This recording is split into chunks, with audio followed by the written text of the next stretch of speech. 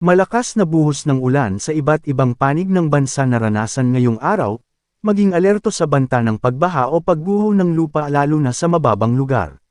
Samantala, bagong LPA na nabuo sa silangan ng Bicol Region, nagbabadyang maging bagyo sa loob ng 48 oras. Sakaling mabuo, tatawagan itong Mirasol.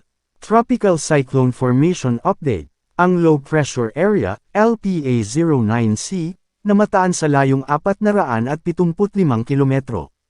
Kanluran ng San Jose, Occidental Mindoro, ay malabo hanggang mababa ang tsansang maging isang bagyo sa loob ng 24 na oras. Low Pressure Area, LPA-09C, Invest 98W. Sa ngayon, malabo hanggang mababa ang tsansang maging isang bagyo sa loob ng 24 na oras.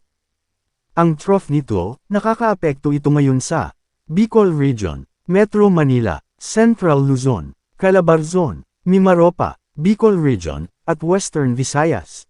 Dahil dito, makakaranas ng maulap na kalangitan na may kalat-kalat na pag-ulan, pagkidlat, at pagkulog na posibleng magdulot ng mga pagbaha o pagguho ng lupa dahil sa katamtaman hanggang kung minsan malakas na pag-ulan sa Bicol Region, Metro Manila, Central Luzon, Calabarzon, Mimaropa, Bicol Region, at Western Visayas.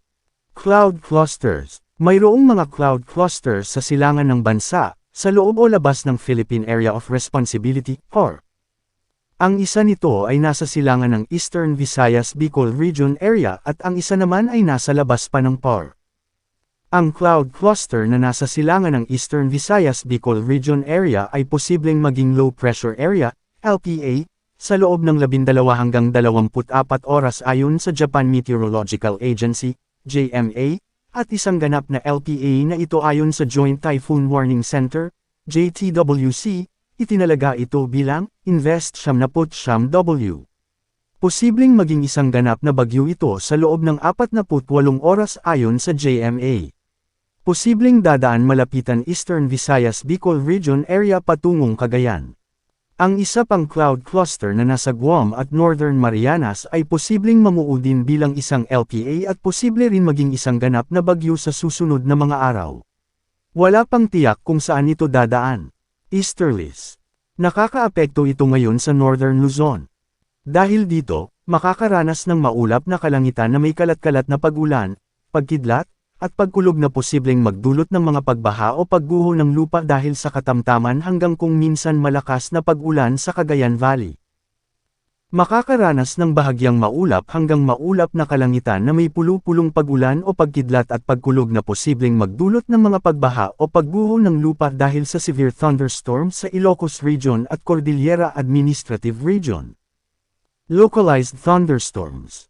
Makakaranas ng bahagyang maulap hanggang maulap na kalangitan na may pulu-pulong pag-ulan o pagkidlat at pagkulog na posibleng magdulot ng mga pagbaha o pagguho ng lupa dahil sa severe thunderstorms sa nalalabing bahagi ng bansa, kabilang ang Bicol Region. Paalala, posibleng magbago pa ang forecast. Pinapaalalahanan ang lahat na manatiling updated sa lagay ng panahon at sa posibleng tatahakin at magiging lakas ng sama ng panahon sa susunod na mga araw. Manatiling nakatutok sa Weather Balita para sa bago pang updates, don't forget to subscribe.